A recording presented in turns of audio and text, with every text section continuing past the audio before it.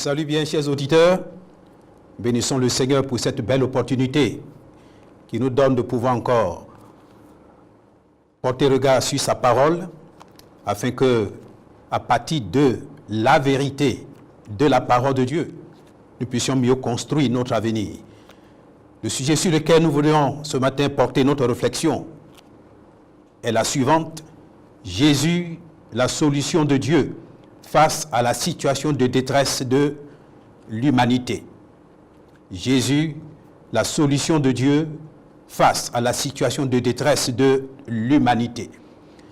Le texte qui va nous servir de texte de base pour exploiter ou porter réflexion sur ce sujet est le suivant: Matthieu 11, versets 28 à 30.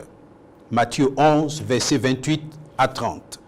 Il est écrit ceci: Venez à moi, vous tous qui êtes fatigués, chargés, et je vous donnerai du repos.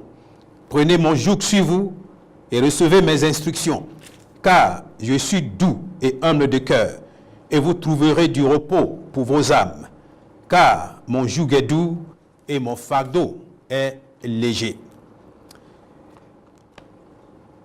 Matthieu a écrit son évangile pour présenter le Christ Jésus. Il s'agit du Messie qui est venu ici-bas pour la cause du royaume de Dieu. En venant ici-bas pour la cause du royaume de Dieu, le Christ Jésus se présente d'abord comme étant l'espérance pour Israël. Israël qui vivait un temps de trouble parce que n'ayant pas de roi, était sous domination du pouvoir romain. Et en plus de cela, au plan religieux, pour parler du côté spirituel et moral, le peuple vivait dans une grande déviation. Christ, en venant, c'est pour guérir ce peuple, pour le ramener à la vérité de Dieu, pour que désormais ce soit Dieu qui soit son vrai roi, afin de pouvoir mieux construire son avenir. Au-delà d'Israël, Christ est venu également, selon Matthieu, qui va nous le présenter à la fin de son livre, surtout Matthieu 28, verset 18, Jésus, après sa mort et sa résurrection, va proclamer ceci: tout pouvoir m'a été donné dans le ciel et sur la terre. Ce qui veut dire donc, il n'est pas seulement venu pour restaurer Israël, il est venu également pour restaurer toute l'humanité. Et il est désormais le roi, le Tout-Puissant, le Seigneur de gloire.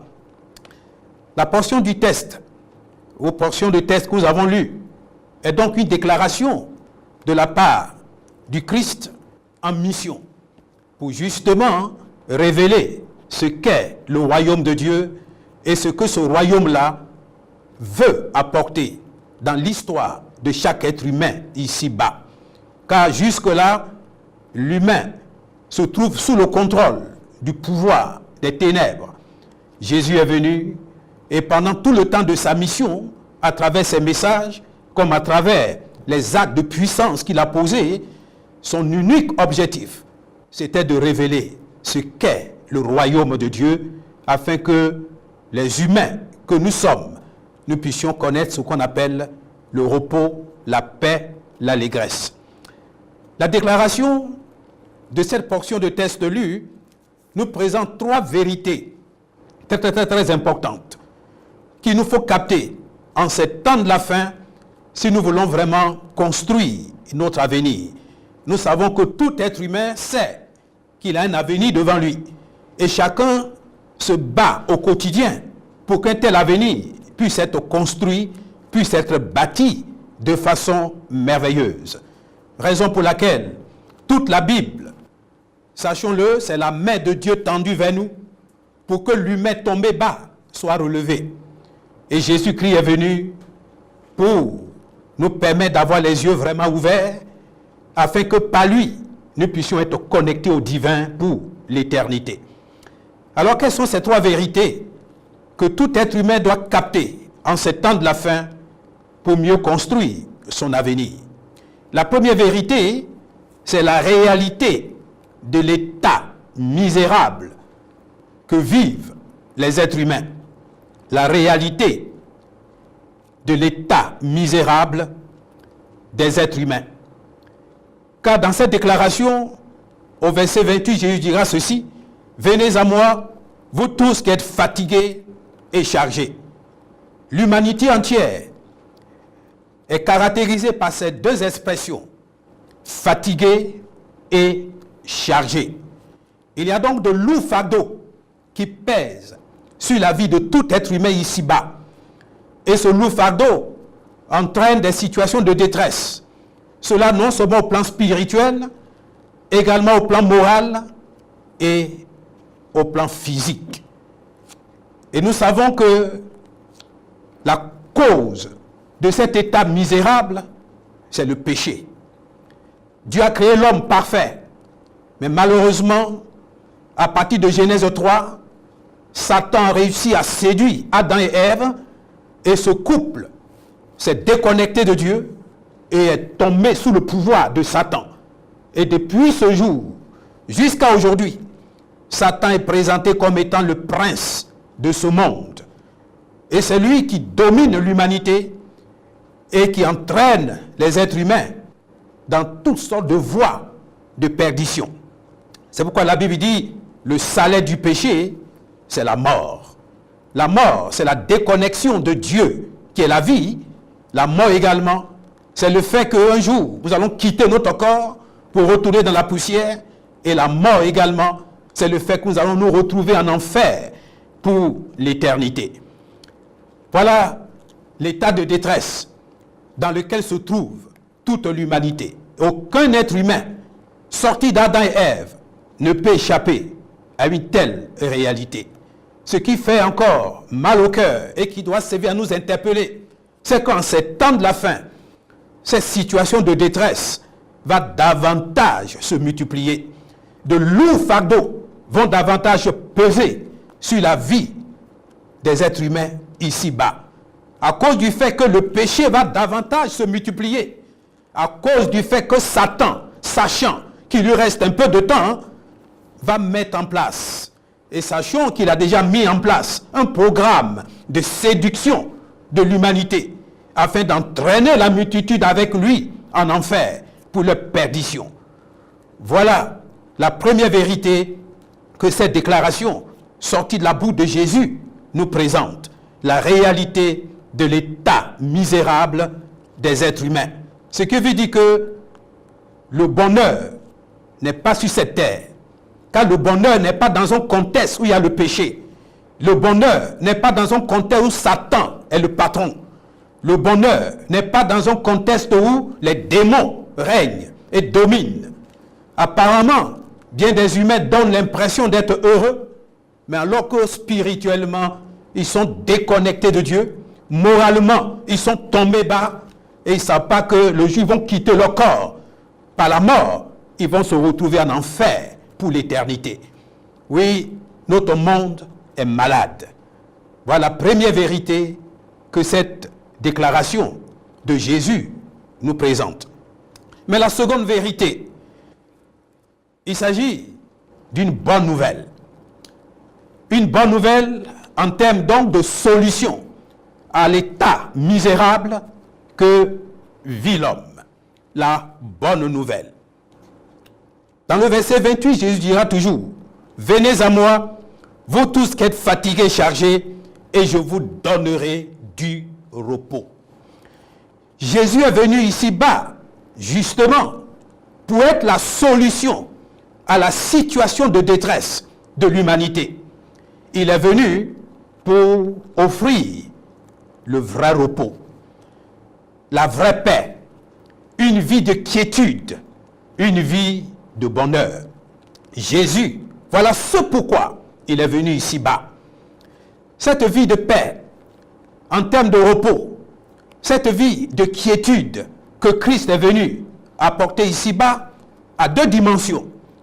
Non seulement la dimension terrestre, raison pour laquelle pendant tout son ministère, il est intervenu pour guérir bien des malades, pour ressusciter des morts, pour libérer des êtres humains du pouvoir de Satan.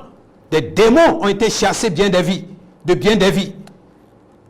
C'est la preuve que Christ est venu ici-bas et au plan terrestre, il veut montrer aux humains que Dieu les aime, que Dieu veut leur donner un avenir glorieux, un avenir à Dieu.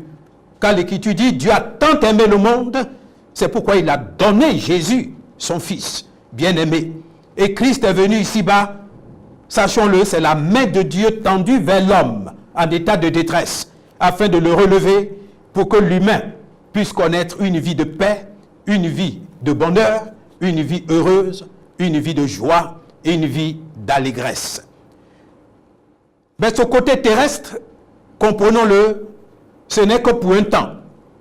Si le Seigneur Jésus est intervenu, qu'il a guéri des malades, que des démons étaient chassés des corps, que bien des personnes qui n'avaient rien à manger ont pu trouver du pain, ce sont des signes pour montrer que Dieu est venu ici-bas pour relever l'humain. Mais le véritable objectif, le véritable but de sa venue ici-bas, c'est pour nous donner ce qu'on appelle le repos éternel. Le repos dans les lieux célestes. Le repos pour l'éternité. Pour que l'humain puisse désormais être déconnecté définitivement de Satan et de ses démons pour rester uni à Dieu pour l'éternité. Parce que les réalités de la terre, un jour disparaîtront. Car cette terre sur laquelle nous sommes est une terre qui est maudite. Le Seigneur a prévu une nouvelle terre qui va créer, sur laquelle l'homme va régner pour l'éternité. Mais ne régnera sur cette terre nouvelle que celui qui aura ici-bas accueilli Jésus avec joie et allégresse, qui aura accepté de faire chemin avec lui, c'est lui qui pourra régner avec Dieu pour l'éternité. Jésus donc est la solution de Dieu face à l'état de détresse, à la situation de douleur que connaît l'humanité. Il est venu donc pour nous affranchir de cet état misérable. Pour que l'humain puisse être affranchi de cet état, Jésus va en payer le prix lui-même à la croix du calvaire. Si Christ a connu la mort, si son corps a été déchiré, si son sang a coulé, sachons-le, c'est parce qu'il a pris sur lui nos douleurs, nos malheurs, nos situations de détresse. Il a pris sur lui tout ce qui est malédiction. Il en a payé le prix à la croix du calvaire, afin que nous, humains, qui n'avons pas les moyens pour payer tel prix, nous puissions être sauvés, nous puissions être délivrés, nous puissions être arrachés des mains de Satan et de ses démons, pour que nous puissions être désormais être connectés au divin, que nous puissions retrouver notre relation avec Dieu. Jésus-Christ est mort. Il est mort pour toi. Il est mort pour moi. Il est mort à notre place, afin que nous soyons épargnés, nous soyons délivrés, nous soyons sauvés. Il en a payé le prix pour nous, à la croix du calvaire. C'est la raison pour laquelle il a pris cette condition humaine. Il est venu s'identifier à nous, pour que dans sa condition humaine, il puisse ramasser ou rassembler tout ce qui est pourri dans l'homme, pour aller en payer le prix à la croix du calvaire. C'est pourquoi il a été fait péché pour nous à la croix. Son corps qui a été déchiré, son sang qui a coulé. Voilà le prix que Jésus-Christ a payé pour que tu sortes de ta situation de douleur, ta situation de détresse, ta situation d'agonie, pour que tu puisses jouir de ce qu'est la vraie paix, le vrai repos et une vie de sérénité. Après avoir payé ce prix, pour nous démontrer que véritablement, il est la solution pour que nous puissions avoir un avenir certain. L'Écriture dit, Christ qui a été mis au tombeau, le troisième jour, il est sorti du tombeau. Il est ressuscité. Sa résurrection veut dire, la mort est vaincue. Sa résurrection veut dire, la question du péché de l'homme a été réglée. Sa résurrection veut dire en un mot, ce prix qu'il a payé a été accepté par Dieu le Père. C'est la raison pour laquelle il est ressuscité. Et sa résurrection veut dire qu'il y a un avenir qui est placé devant l'homme. Car il est venu non seulement nous s'identifier à nous dans notre état misérable, en mourant à notre place, en étant même mis au tombeau, mais le fait qu'il soit sorti du tombeau, ça veut dire que l'homme peut désormais passer de la mort à la vie, des ténèbres à la lumière. L'homme peut passer des mains de Satan pour se retrouver dans les mains du Dieu Tout-Puissant, du Dieu vivant et vrai, du Dieu plein d'amour, de compassion et de miséricorde. Jésus-Christ est ressuscité. Sa résurrection, c'est la première retombée de son œuvre expiatoire. C'est le premier résultat positif que le sacrifice qu'il a accompli a été approuvé par le Père Céleste. Le deuxième résultat, après sa résurrection, Jésus va être élevé dans la gloire. Il est assis actuellement à la droite du Père. C'est dans ce contexte que Matthieu va nous dire, nous l'avons déjà cité, en Matthieu 28, verset 18, Jésus qui va dire, « Tout pouvoir m'a été donné dans le ciel et sur la terre. » Il est désormais le Seigneur des Seigneurs. Il est désormais le Roi universel. Il est désormais celui qui tient tout pouvoir, toute autorité entre ses mains. Satan est vaincu. Les démons sont vaincus. Jésus-Christ est le vainqueur. Jésus-Christ est le triomphateur. Jésus-Christ est le Seigneur de gloire. S'il est monté dans la gloire, ça veut dire donc, il y a un avenir glorieux, un avenir merveilleux qui est placé devant l'humanité. Un avenir beau qui est placé devant toi, devant moi. Car à cause du péché, nous étions tombés bas. Mais Jésus-Christ est venu payer le prix pour nous, pour que demain, nous puissions être dans une position d'élévation, une position de gloire, une position de perfection, en communion dynamique avec Dieu, et cela pour l'éternité. Oui, la couronne de gloire venant de la part de Dieu t'attend. Cela est placé devant toi. Jésus-Christ mort, Jésus-Christ ressuscité, Jésus-Christ glorifié. Voilà l'unique remède à la situation de détresse de l'humanité. Le remède, ce n'est pas le fétiche. Le remède, ce n'est pas le charlatan.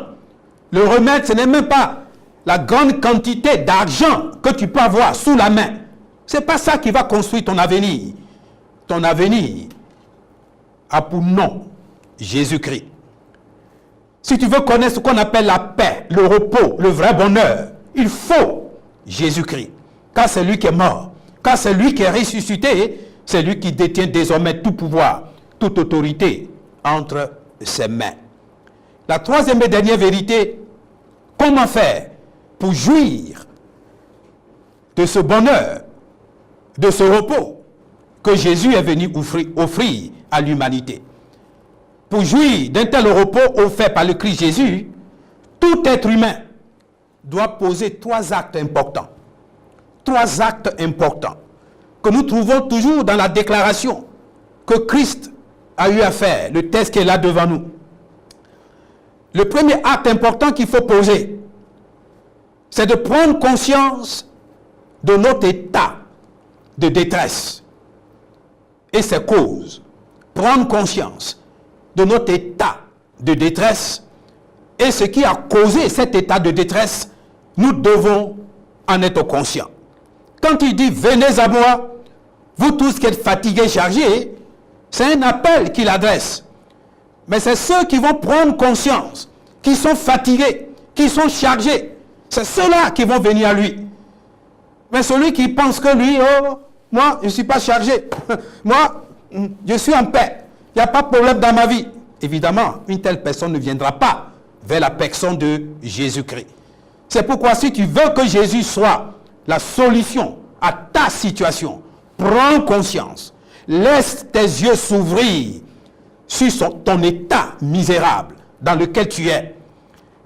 Laisse tes yeux s'ouvrir également sur ce qui a causé et qui cause encore ou continue de causer la situation misérable dans laquelle tu te trouves.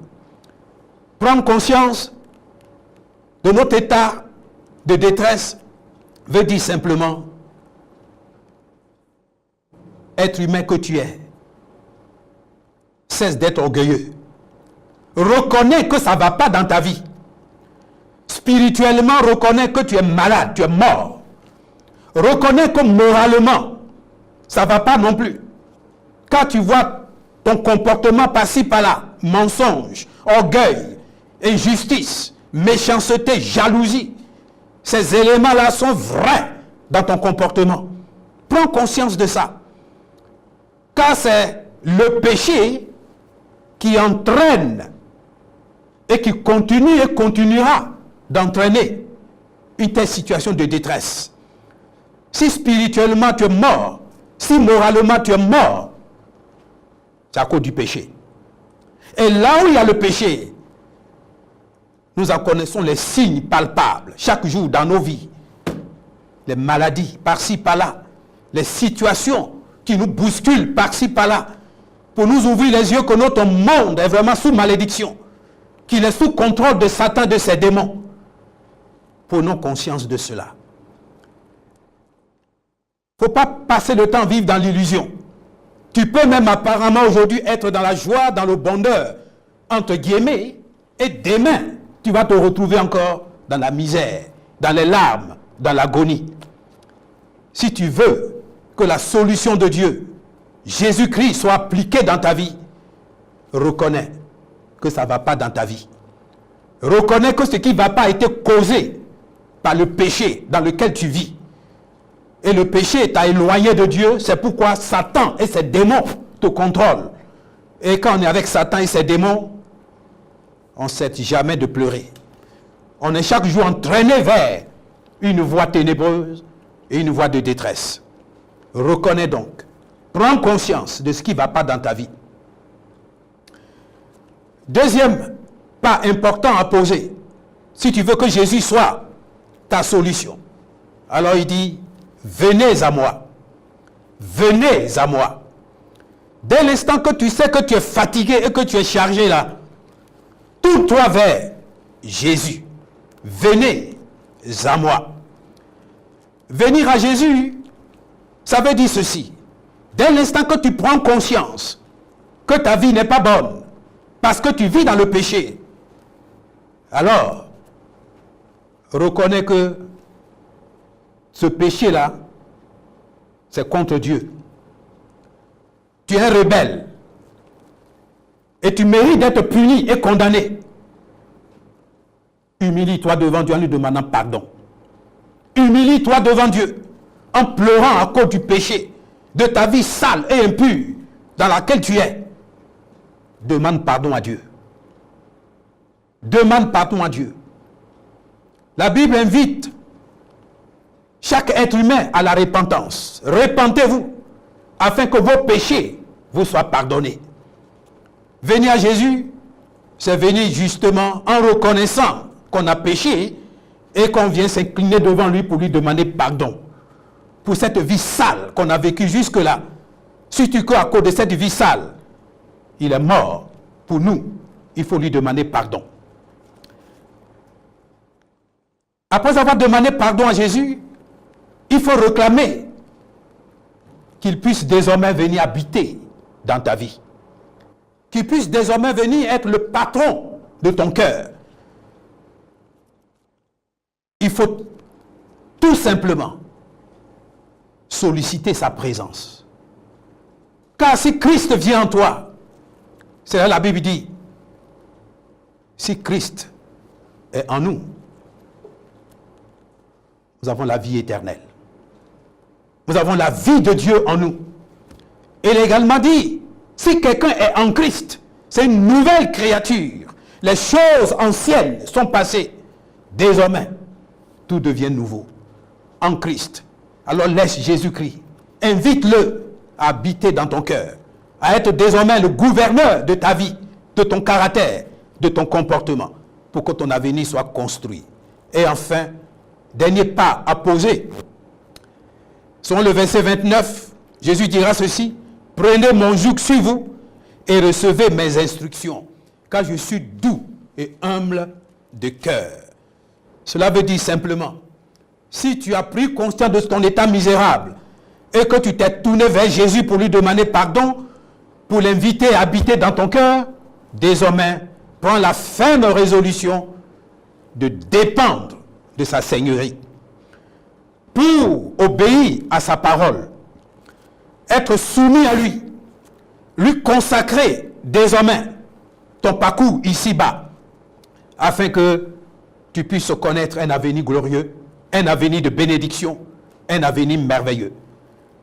Oui, dépends de Jésus. Laisse-le être le gouverneur de ta vie. Laisse-le être ton roi, ton Seigneur de gloire. C'est ce qui va te permettre d'avoir un avenir merveilleux. Voilà donc les 3 pas importants qu'il faut poser si tu veux connaître une vie de paix, une vie de repos, non seulement ici-bas, mais surtout dans l'éternité.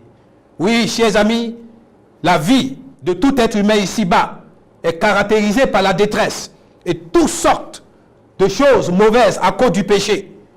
Mais Jésus est notre unique solution. Par sa mort, par sa résurrection, par son élévation dans la gloire, il te tend la main. Tourne-toi vers lui, attache-toi à lui, et tu vas être compté parmi les vainqueurs, les triomphateurs de Satan et des démons. Et tu vas connaître ce qu'on appelle le bonheur, la joie et l'allégresse, et cela pour l'éternité. Que Jésus bénisse ses paroles dans ton cœur, et que ton avenir aussi soit béni. Amen. Alléluia.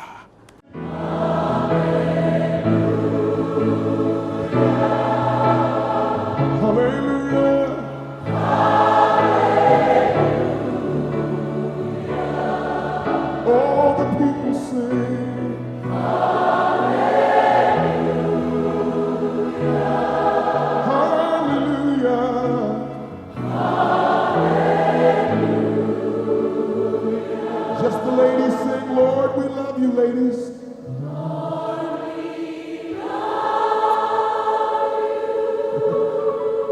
we love you tonight, Lord.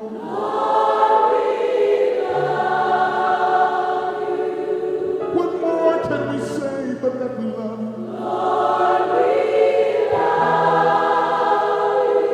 From the bottom of our heart, from the depths of our soul, we love you. All the ladies say we love you.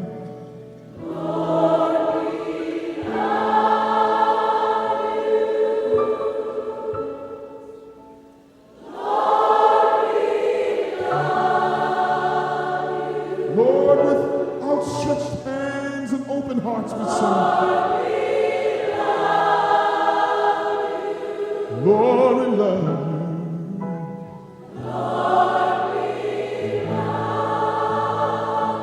All the men sing, Lord, we praise you. Men sing, Lord, we praise you. All the men sing it tonight. Lord, we praise you. We're not ashamed to praise you. Lord, we praise you. Lord, make us the men you have us to be. Lord, we praise you.